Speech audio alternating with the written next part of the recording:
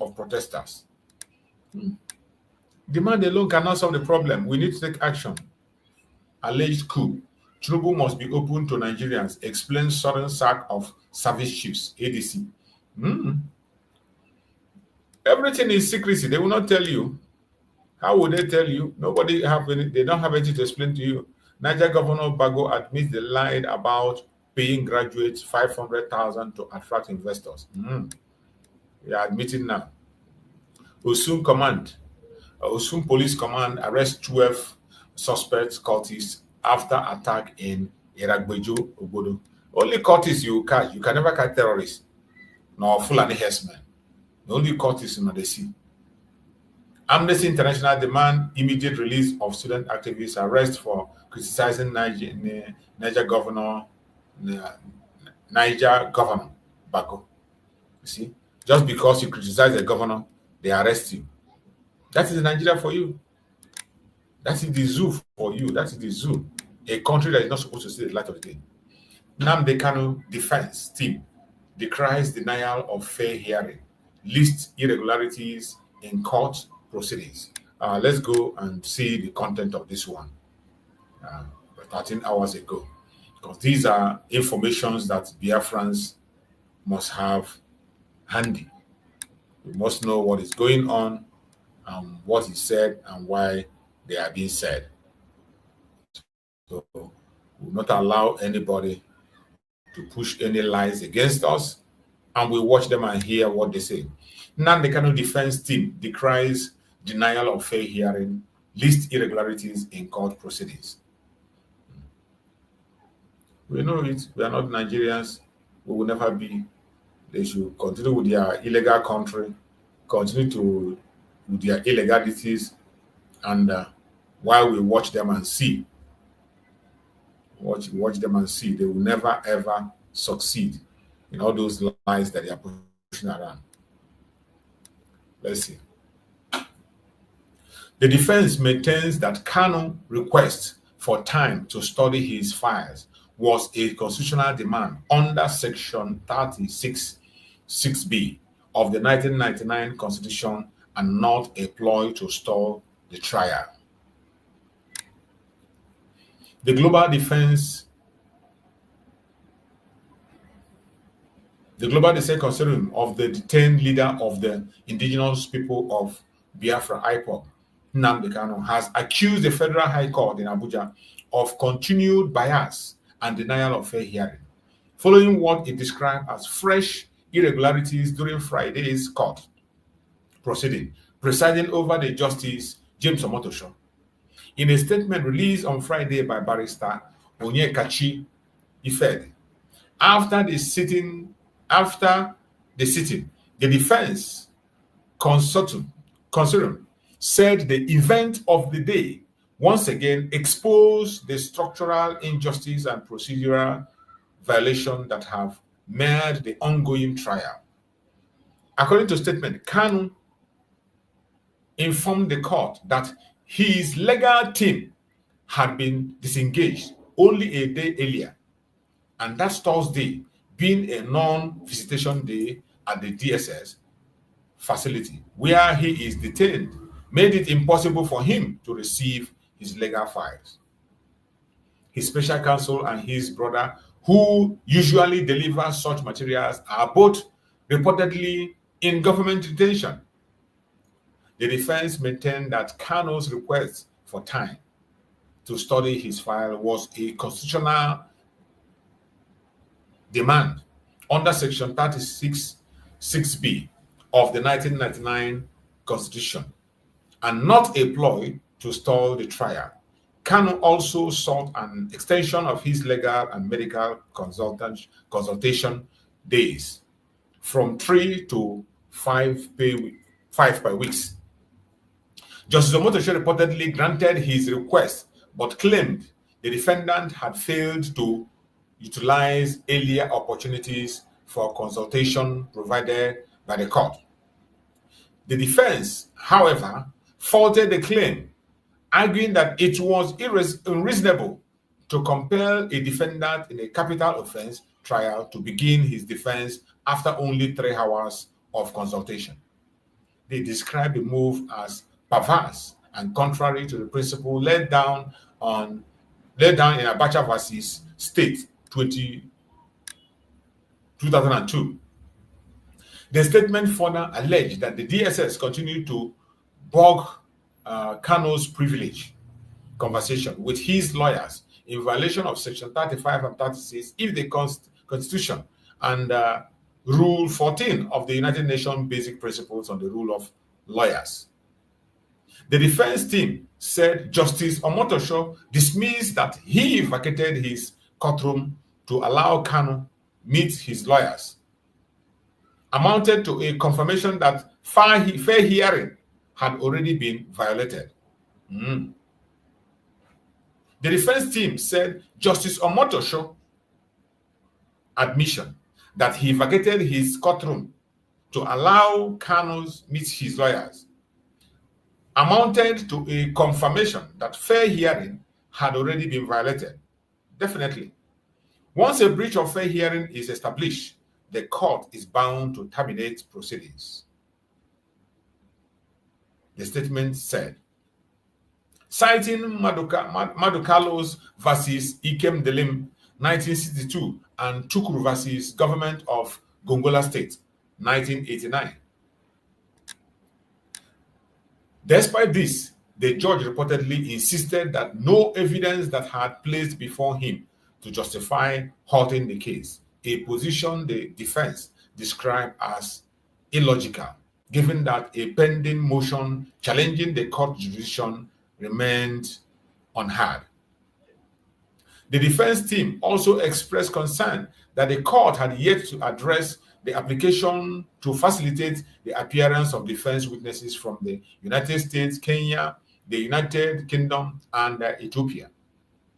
It is alleged that the silence reinforces the perception of deliberate efforts to frustrate defense evidence. In other development, the defense team claimed that when Kanu sought certified true copies, ITC, of the copy, transcript, and ruling to enable him to proceed on appeal, Justice Omotosho abruptly adjourned the matter, called another case, and ordered Kanu to leave the courtroom. This act, the defense team said, is reminiscent of contempt for open justice and violates Section 36(1) of the Constitution, which guarantees public hearing and access to court records. According to the defense team, these are the facts from today's proceedings. Don't let them feed you lies. Exactly. Don't let them feed you lies. Exactly. That is it. That's the updates that from the courts yesterday. The defense team have spoken, and they will always lie. Nigerian government will always lie. You can never hear truth from them. That is why we must be very, very careful. NNAMDI KANU have spoken, and he made it clear that their plan is to allow the poison they have put in his body to mature, and then they will now say they release him to go and die. And we will not allow that to happen. We will not allow that to happen. Saying we will not allow that to happen is not just in words. Every one of us have to move to action.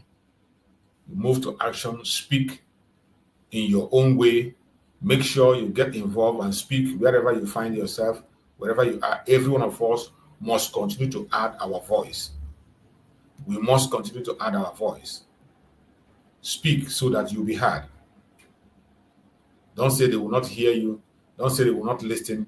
We must continue to speak. Wherever we are, we must continue to speak, and speak very, very loud. Do not allow yourself to be deceived. Do not allow their propaganda and their blackmail to hold water. We must not allow it. So wherever you are as a Biafran, whatever you are doing, continue to stand strong and stand firm. Don't allow anybody to deceive you. We need to be serious now more than ever. Every single one of us, we need to be serious to start doing things that we are supposed to do. There are a lot of things that are not adding up, and our own support is highly needed by our Supreme NNAMDI KANU and our Prime Minister Master Simon Ever. So wherever you are, please don't give up. Don't give up. No matter what you see, no matter what you hear, no matter what comes along your way, do not give up. Do not give up. I want us to listen to this. Let us listen to this very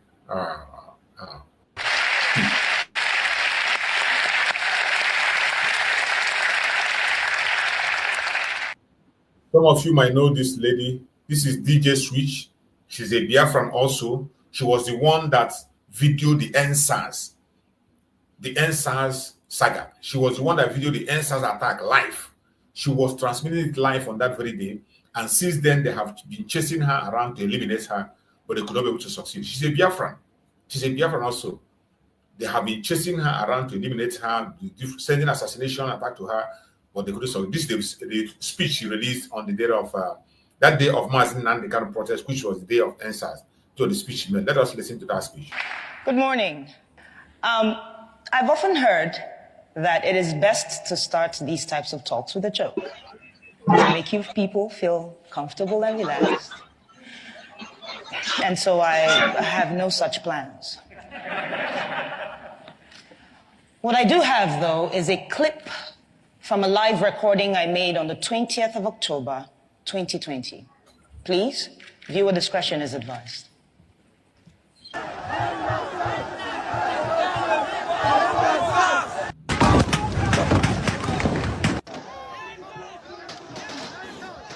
They're shooting us! They're shot two people! Oh my goodness! What's your name? See somebody else. Everybody look at this. These are the bullets that were killed by the Nigerian police. Specifically, a unit of the Nigerian police called SARS. SARS stands for Special Anti-Robbery Squad, and trust me, they truly are a special bunch. A special breed of armed robbers in uniform. A special group and gang of rapists with a badge. A special crowd of murderers with a license to carry a gun. For as long as I can remember, we begged and petitioned the Nigerian government to put an end to this corrupt unit. And to their credit, they complied, or at least it seemed like they complied. First, with the disbandment of SARS in 2016, then again in 2017, 2018, 2019. I know it's an abusive relationship. 2020, and I know we all won't be forgetting 2020 in a hurry. As the coronavirus ravaged the globe, back home in Nigeria, we were more afraid of another type of virus, SARS. On the 3rd of October, a video surfaced online where SARS officers shot a young man and fled with his Lexus SUV. We were outraged. But this was followed by the gunning down of an up-and-coming Nigerian musician. I'm a musician. Could have been me. At this point, the hashtag EndSARS was trending all over the world. And thanks to Nigeria's biggest celebrities and artists, influencers who said, enough is enough, it is time we speak up. And so by the 8th of October, the streets of Nigeria were filled with young men and women protesting police brutality, and I was one of them. But it is the 20th of October, 2020, that has brought me here today. On that very horrible day, the Nigerian army, sanctioned by the Nigerian government, stormed the Lekki toll gate. And this is a major roadway in Lagos State, by the way. No warning, no dialogue. Soldiers opened fire on unarmed, peaceful protesters with live ammunition. We cried, we braced, and we started to sing the national anthem, just with the hopes that they recognize we're not their enemy. It made no difference. As I laid on the floor, I remember a young man, he just jumped on top of my body and he was screaming, "Cover her, cover her." I couldn't really make sense of what the whole thing was about. He was struck by a bullet on his lower back.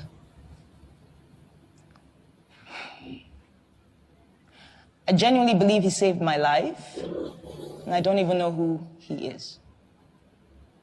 I don't even know why I didn't run, to be honest. At that time, I thought it was the end. And so my instinct at the moment was show everybody what's going on. You know, you're going to die here today. And so I pulled out my phone, went to Instagram, started live broadcasting this madness. Viewers on the live helped us call ambulances, but the soldiers refused the ambulance's entry. And so some of us had to turn into instant surgeons in an attempt to remove the bullet from the leg of a protester. Eventually, the shooting stopped, and we observed that some of the soldiers were picking up their shells, I believe in an attempt to hide evidence of this crime. And so we scampered around to pick the shells that we could find in an attempt to have evidence of this crime. And this was while other soldiers were dumping bodies onto their trucks. They left, and we felt a sense of victory, you know. Some can't really explain it. We were happy and angry, relieved but in pain. But unfortunately, after being on Instagram Live for so long, my phone battery died. Because not too long after, another phase of attack was upon us. But this time it was the Nigerian police. And they came in guns blazing as well. And so we ran. We took the injured to a nearby hospital and the others to a church. The church apparently had been on the live and they had offered us refuge. By the next morning, soldiers raided the hospital looking for me. And I owe a great deal of gratitude and thanks to a friend and colleague who had called me earlier and said, put off the location on your phone and leave that hospital as soon as possible. And so it was barely 15 minutes after I left. But it didn't end there. My boss and his wife got threatening phone calls. I couldn't go home to where I lived because we got reports of strange men lurking around my apartment complex. I haven't gone home, actually, since the 20th of October, 2020. Speaking of home, I'm from a large family of 8, 5 boys, 3 girls, with very opposing characters, I tell you. I'm the last, with a sprinkle of last child crazy. But I remember my parents, you know, they worked really hard to provide us with basic things: food, education, healthcare, security, allowances. All while teaching us to love and respect each other's differences. On the other hand, Nigeria is home to over 200 million brothers and sisters with different cultures and tribes and faiths and beliefs. Things and differences that the government has used for the longest time to pit us against each other. But the EndSARS movement swept that away, even if it was just for a time being. I witnessed protesters collaborating and helping each other. Protesters giving food and water to the same police who's been killing us off every day. Others provided security. Another group provided funds that were donated to them, I mean in the hundreds of thousands of dollars, for legal and medical attention to protesters who needed it. This is the real Nigeria. But the Nigerian government, much like an irresponsible parent, failed to see the opportunity as a learning curve, to listen to the cries of its quote-unquote children. Instead, they chose to deny these events and also moved swiftly to silence us. Starting with the Nigerian Minister of Information, Lai Mohammed.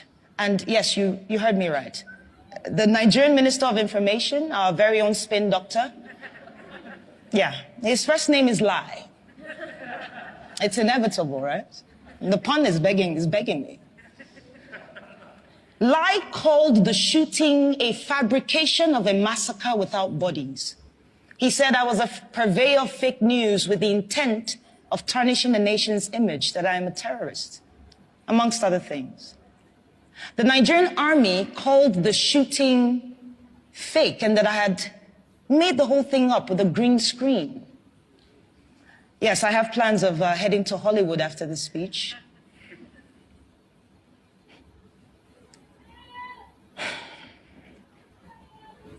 You know, 15 people died on the 20th of October, and not a single government official, police, or army personnel has been brought to book.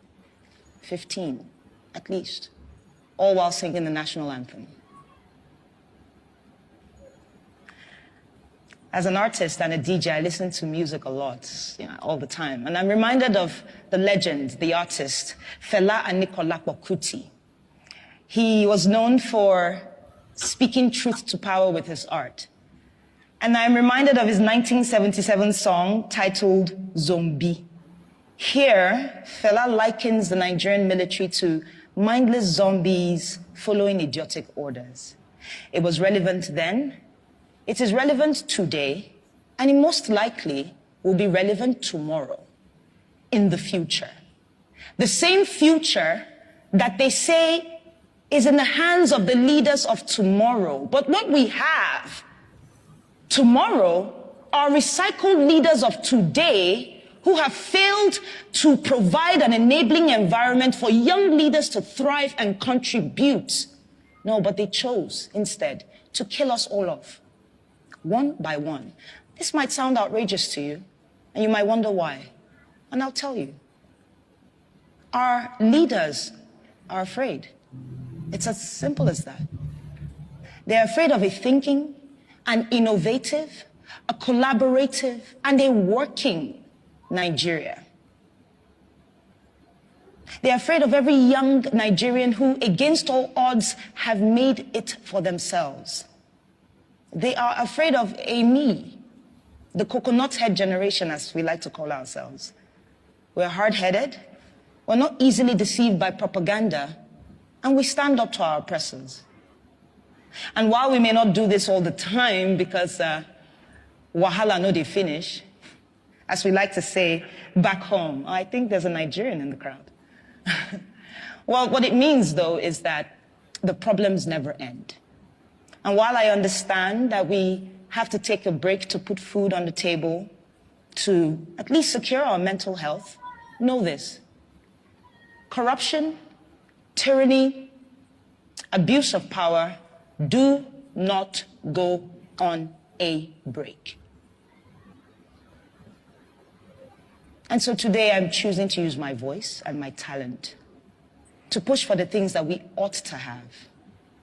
And I want to ask you all, these fine people, to please join me and support my vision for promoting democracy, human rights values, and equality through arts. Thank you so much for your time.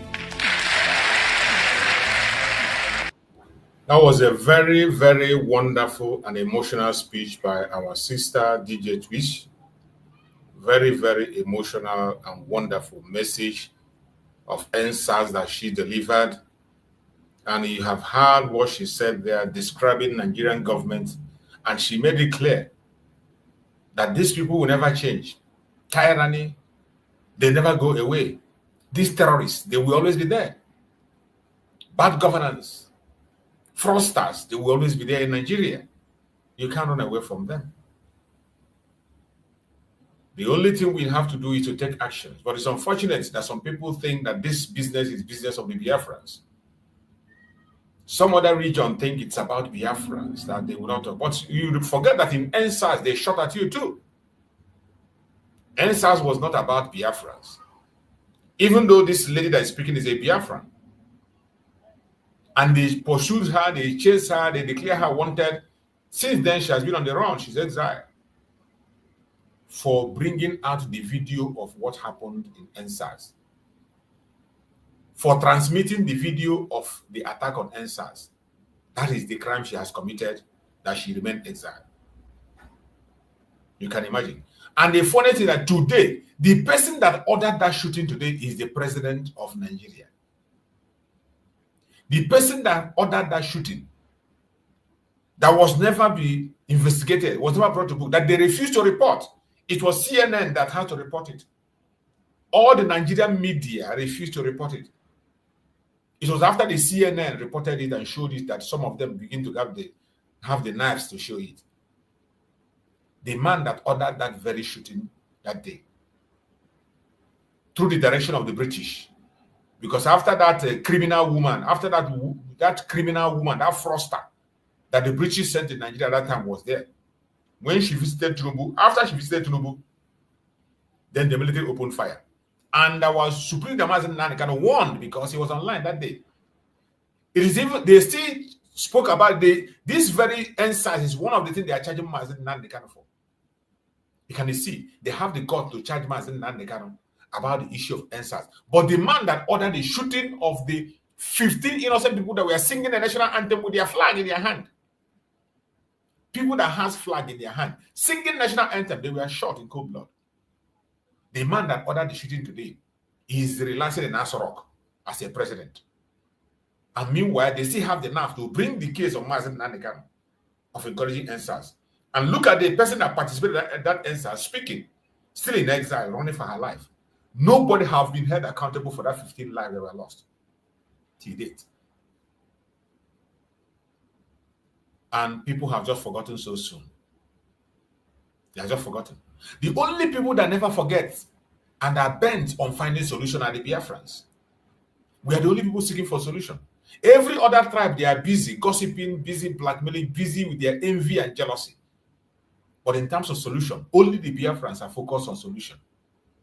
Disintegration of the zoo to your tent, O Israel. Go to your caliphate. Go to your monarchical system. Go to your own. Every region go to their own path. Every region, just that one that will work for you, go and face it. The only people that are asking for a sincere solution to the problem of Nigeria is the Biafra people. Every other group is pretending, focusing on their jealousy and envy. Look at it. NSAS protesters. The remembrance that day, the Mazen Nnamdi Kanu protest was there. That was the day they did remembrance. That's what the day show, right? Fix that Mazen Nnamdi Kanu must be free. Free Mazen Nnamdi Kanu. That day, NSAS was also remembered. Till date, no single person has been held accountable for the loss of the life of 15 innocent young men singing national anthem and they were shot. Even somebody who went to lay flower for them where they were shot, the person who went to go and wear flower, you saw her on video, she was also arrested after 5 years. The remembrance of the NSAS, the person that went there to lay flower for the innocent souls that were lost was arrested. And this is a country that the West we advertise as a democracy. This is the country that the West, more especially the UK, we call a democracy in Africa.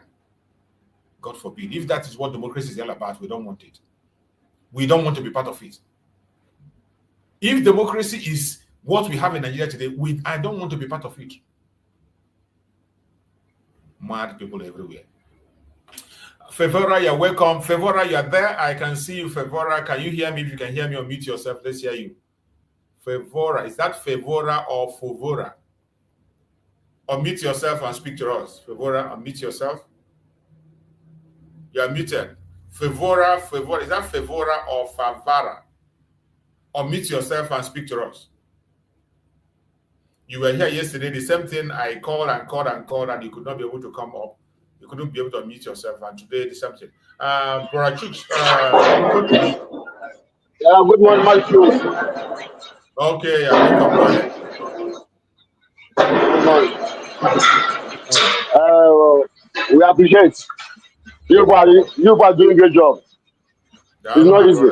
We are going, small, we are going. Yes. Small, we are going. Them by themselves will be shooting themselves. We will be looking at their nyash small. I'm a man, I'm a more high than last month, but the Susie was a boost of who I am was a weekend had it. I am my mother, my uncle, I was a couple of great things. I only got it like this. I was a Samanapa. I'm going to think about I'm okay. Hello. I was there to talk about because one of the kind of women now. Musa, Ndebulu, a Kedia, Otrayala, Otrayo, no, by him, international water. I am one funny. Look at you, look at you, and then I have over one over friend. You can be able to make friends with you. Colorful and more like a wow. Yes. If you like, you can be able to make friends with you. But this queue, here are the people. Oh my God. Probably can succeed here, but Nigeria government sees the security. When no near a little bit government Nigeria government can succeed here. To the Buma, Yoruba no Hamapa. Yoruba, then would you mean for Mana? Have a better. I'm an able. So I'm ought to go guys. I've been none about I can go come. I probably come and Okay, my continue. brother. So, Mr. Badio. I don't listen. So bad. I don't know. I didn't too much appreciate. Thank you so much. Thank you so much. I appreciate it. My brother Coach Hooks, unmute yourself. Coach Hooks, happy weekend. Thank you, my brother Chisobara. Good morning. Hello, my brother. And good morning, Biafra. Thank you so much for giving me the mic in this point of time. Maz, that speech of our sister is getting me crazy. If I hear anytime I'm hearing that voice. Because everything that is happening in Nigeria now, if you talk about Pharaoh, Tinubu is Pharaoh of our time, and everybody can see everything that is going on. That man that ordered that shooting in Lekki Toll Gate on 20th of October 2020, that man is sitting as the president of Nigeria today, and the whole world is silent. How do you go, my brother? Unbelievable. The whole world is silent. Yes. And this is the right time for every media, everybody that calls himself Biafra, that is supporting. Let me just move this time money Akpa on the picture, on this picture first. Because let me just say Simon Ekpa, when it starts, not everybody that like him. Yes. But NNAMDI KANU, 99.9 everybody that call himself Biafran, indigenous people of Nigeria as well. This is the time for them to bring these people of our sister. This is speech. If you started promoting it all over the social media. Because there's that thing that happened that 20th of October 2020. This is the same thing that happened this October in Abuja. The same thing. And the whole world is silent. Happened again yesterday against Showore. Yes, that is the reason why the whole world is silent. Then think that Showore did not do anything that go on in that premises that on 28th. Because when they realize that the highest grass that Showore wear have this thing, have camera. That is the reason why every one of them is attacking him now. Look at the same yesterday when they went to go and arrest him. Look at how they even treat him. They treat him like a criminal. And we call ourselves one Nigeria. I'm still saying again, when NNAMDI KANU tells Showore in the court, he should be strong. Showore did not understand that word. He did not understand it. Because he have seen what is about to fall him. That is the reason why I tell him he should be strong.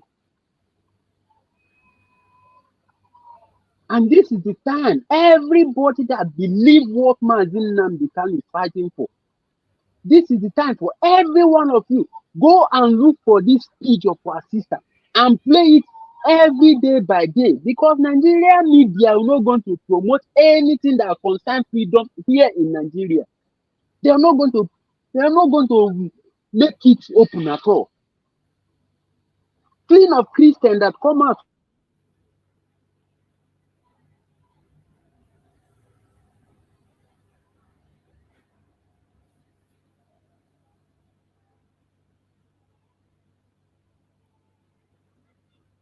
We are not hearing you anymore. Coach Hooks, we can't get your voice anymore. I think you're having a network problem. Your network, we can't hear you anymore. Coach Hooks, check your network. Check your network. We can't hear you anymore. We can't hear you. You have to check your network. Meanwhile, before it comes back again, let's go to this very VOP. That's not VOP. Let's listen to their perspective of this question. Are compelled to actually open his own defense. So the question now is, now that all his 8 lawyers, all his legal team, he discarded them, what happens? Would we see a new set of lawyers tomorrow? And if there will be a new set of lawyers, have they been following up the case from the onset? Because it's a very complex one, so, and quite sensitive. There's also some legal terminologies involved. No matter how well NNAMDI KANU may have become seasoned in his case, being the fact that he's been preparing with his lawyers, does he have what it takes to be very convincing in court and all the legal terminologies that is required for him?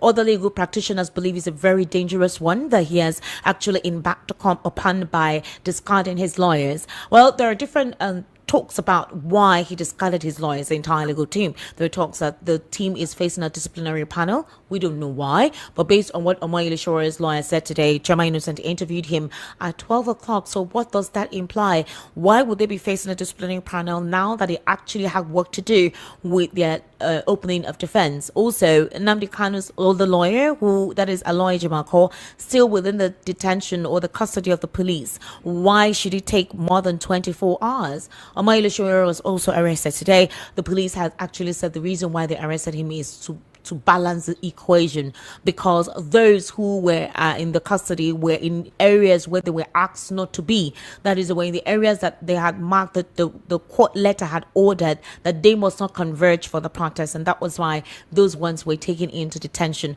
For Ishore's case, they had to arrest him today because you cannot leave the person who convened the protest, who organized the protest, and then arrest and detain those who followed the person who organized the protest. So the reason why he was arrested today, according to Senior Superintendent SP Benjamin Hundengi today, was because they wanted to balance it out. You don't leave the convener of the protest out, while those who followed the person who convened the protest still remains in detention. He also said that possibly today they will file Shore's case to court. So he's not even meant to stay in the court within the next 24 hours. So maybe by tomorrow he would have been given bail, but he's also going to have to appear in court. Shore also met NNAMDI KANU today in court. You could see the friendly exchange, the friendly banter of brothers who actually have been fighting for each other's cause. NNAMDI KANU looked confident, looked quite okay and hopeful. We also saw his legal team asking him to please, they were begging him to please be patient, to deal with this case. It's a very sensitive one, meaning control your emotions, since they will not be the ones to present or defend him. We need to understand what this implies for his case going forward. Some persons have been mentioned as to why they have been mute. For example, other political bigwigs have been called to say, why are you guys being mute? Some people believe that it is a protest that made the case become accelerated. In other words, that's why they refused to grant him the 3 months he requested for. They want to be done with this case as soon as possible. One of the key witnesses today in court said that the way it seems is like they just want to convict him. They're just going through the protocol, through the process, but they want to be done with this. So the question is, if these key witnesses do not appear in court, then what happens? Also, we want to understand NNAMDI KANU is being faced with treasonable felony charges. What does treason imply? and did NNAMDI KANU commit any form of treason? We're going to look at that in literal term. So based on that definition, the case is in court, so obviously we're not supposed to extensively discuss it, but we want to understand what it entails if somebody commits treason and how what kind of application of the law is meant to be implemented on the person with the current judgment on his case ongoing. What about the other previous judgments as to how they have been asked, the federal government and the DSS have been asked to acquit NNAMDI KANU, the 500 million damages they were asked to pay him in 2022, and they asked them to take him back to Kenya. Why were all those court orders not obeyed? What happens to those who refuses to obey the court? We will be looking into some of those. The key witnesses that are meant to be respond to NNAMDI KANU, what areas are they going to defend themselves? Yesterday we talked about it. Some person said for Sanwo-Olu he's to speak on the whole, how he was the one that supposedly culminated to EndSARS becoming what it is, and if there is any verifiable fact that whatever damages were incurred were facilitated by him. That's another question. Also, for Wike, they said the Obibo killings, where some IPOB members were killed in a community when he was the governor of Rivers State. We will also know if that's one of the reasons why he appeared. Also, the former NIA boss, maybe because of his extraordinary rendition, the chief of army staff as well. You know, the organized Operation Python Dance. We want to know what questions we ask of these individuals. But if they refuse to come, after contempt that they're given, what else? And the case is wrapped up. So what does that mean that a conviction will be given immediately? We'll be looking into that. Also, another interesting thing to note is that Joash Amikbuta has finally been cleared, and he has been sworn in as the new INEC chairman. There are high expectations of Joash Amikbuta. So the president has asked him to ensure there are talks of subverting and writing a letter that makes Aburi, who is no longer a representative or a chairman of this case, be accelerated. And that's what they're doing. No. Look, what NNAMDI KANU in court as soon as possible, meaning that by tomorrow the cross-examination of NNAMDI KANU will commence. The question is this: what if they do not appear? What happens? That's one. That's for tomorrow. I think he'll make a list of certain persons he's meant to cross-examine. So if they don't come tomorrow, what then happens? He just has 6 days to prove his case. What would you say to this? Now, Esther, things are getting messier here. Any stampeded judgment is not a judgment, because that is what it's looking like. What do you mean stampeded judgment? Yes, because that is what is going on here. They are trying to stampede NNAMDI KANU. All these years that this case has been there, what are they doing? What is this worry all about? It's a simple question. What is it? Why would you give a man just 6 days to prepare for a defense in a case like this, if there is no untoward events? Well, if NNAMDI KANU has been saying let his case be accelerated, and that's what they're doing. No. Look, what NNAMDI KANU says is not the issue here. The issue is that justice must be done and seem to be done. Are you getting what I'm saying? Okay. By the time you deny him the proper preparation for his case, well, you have not done anything now. You just want to convict him, and that would not be proper. They should not forget that the whole world is watching and waiting for this case. I don't think with the countenance of the judge today in court, I don't think they care about how the world is perceiving anything. They will care. By the time the sanctions will come, don't worry yourself. Who will sanction? I said, don't worry. Explain. Who will sanction who? What sanctions? Ordinary genocide case here. You see how they were rattled.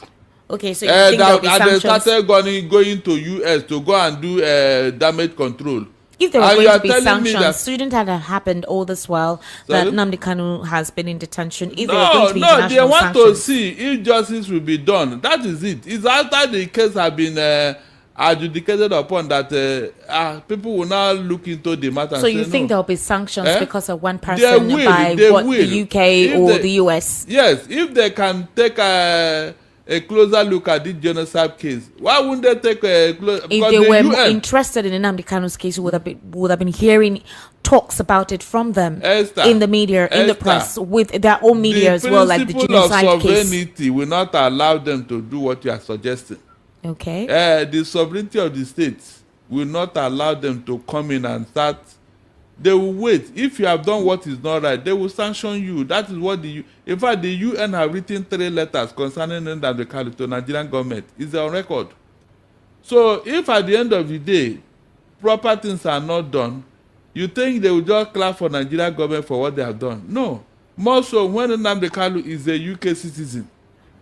They just want to, allow them to do their thing without any imposition or intimidation. But this particular idea of 6 days notice or whatever, sincerely, it has started counting. It's no longer 6 days, it's 5 days now. It doesn't all go well. It doesn't. Because from the time the prosecution closed their case, recently when this matter came up, it was almost two months plus. Is that not true? Yes. That gap, what were they doing with it? Well, you know that NNAMDI KANU recently found that he was supposed to go to a national hospital for checkup. That was when the issue of his e-health started now. Okay. It started recently. But between that time and when this thing, what were they doing? But I'm surprised that NNAMDI KANU wants to be in charge of this case for somebody who we heard was dying, for somebody whom we heard that his health situation was deteriorating and he needed medical attention as soon as possible. Remember, the first time he tried this thing, I was here and I told him, don't try that. Try what? Trying to take over his case. Okay. On what ground? No, on what ground? If he had any legal background, I would say, okay. But it's not possible. And a matter like this, if it's a landlord and tenant case, your lawyer can sit in for you, or you can stand in for yourself, but not in this matter. Not in this matter. I think he's taking a risk. He had tried it before, and later the lawyers came back. So why are you trying it again? If you are waiting to delay your case, this is not the best way. This is not the way to go about it. Waiting to delay his case? You think this is a delay tactic? Because he said 3 months to prepare. But you see, 3 months to prepare by himself. That's what I'm saying now, but they refuse. Yeah, they declined. So that's what I'm telling you now. It's a way of saying. In fact, today, if not because he was one that is to present his case, he was supposed to do it today, but all the key witnesses he mentioned yesterday had not been served. Now, so that was why they just gave him 24 hours.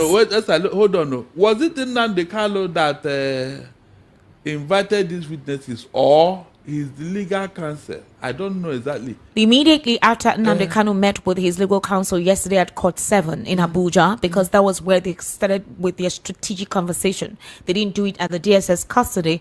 After that meeting, that was when NNAMDI KANU now mentioned all his witnesses, all of these persons.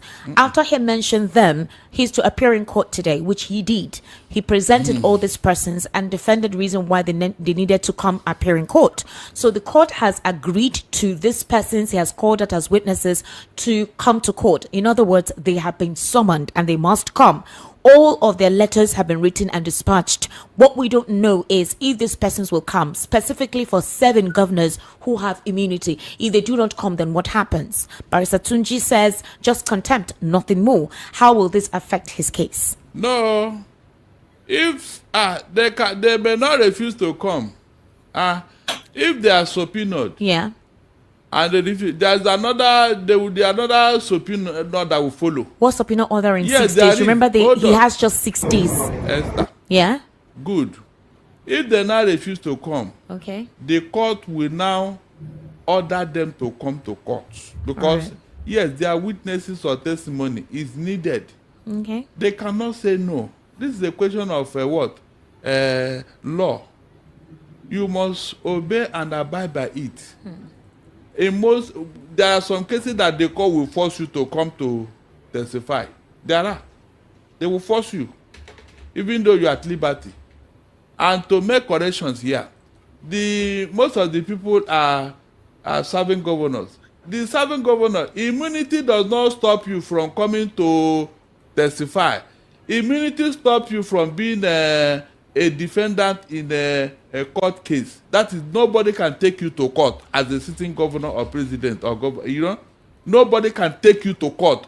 But where your witness is needed, why would you come? If somebody's life is in danger, you are just a witness. No, you have no case in court. So I don't see how immunity will stop you from doing that. That somebody's life is in danger, and you as a governor, your witness is needed to arrive at a conclusion, and you say immunity. Are you under investigation? Are you under prosecution? That is where that immunity will come in. So they should not play that card that they're under immunity. A minister is not under immunity. A minister. Okay, but what about the governors? That's what I'm telling you. That a governor is under immunity. Okay. You can investigate him for any criminal infraction in office. Right. Good. But you cannot take him to court. Even though the investigation has clearly said that, yes, this governor, you have done so and so while in office. You wait for him to finish his term in office before you can take him to court. But when it comes to what? Witnesses. Esther. Okay, look at it this way. If the governor's mother or father is in court and his witnesses is needed to either free them or jail them, he will refuse to come, Abi. No, is it possible? The governor must come for witnesses to testify on a matter. Pure ED. It doesn't require him saying that immunity covers you. Yes, we know. You know, you cannot be, you cannot be prosecuted for whatever you do in office. But you can testify at the convenience of the court. If it is that your presence is overly important, you must come. You must come. Because we are talking of life and death. If the witness of a governor is needed to free or jail a man, you say he should not come because he's under immunity. Esther, is that possible? So the court, you don't want people want to stretch the law. They choose what they want to obey and leave the other. They choose one to obey and leave the other. No governor can tell me that to testify in court, he was not allowed under the law because he's under immunity. But when they want to chop money, immunity does not stop them. But Barrister, this is a very sensitive situation, very delicate one. Yes. So based on what Madam Pinto narrated as to what she observed in court today, she said it didn't look encouraging for her. She doesn't understand the reason why the lawyers were discarded. I don't know why the lawyers were discarded. I don't know if NNAMDI KANU did not give any specific. I'm coming. He did not give any specific reason. But here is the thing that's very important for us to understand the context. I know the case is ongoing, and it's not something that we need to really discuss the strategy and whatever potential that is needed. But this case has dragged on for so long. We've got different court judgments that have acquitted NNAMDI KANU. They've asked the federal government to even pay damages. That they haven't done. That they did not adhere to. I don't know if he would apply it in his defense starting from tomorrow. What would you consider to be treasonable felony? Because that's the trial he's going through now. What would you consider or term as treasonable felony? Esther, whenever you have threatened the state, whenever you have done anything that would threaten the stability of the state. Threaten the stability of the state, of a nation. The state, now that's the nation. Okay. Like a coup or whatever. You know, or trying to succeed through arms insurrection. All right. Okay. These are things that will fall into treason. Does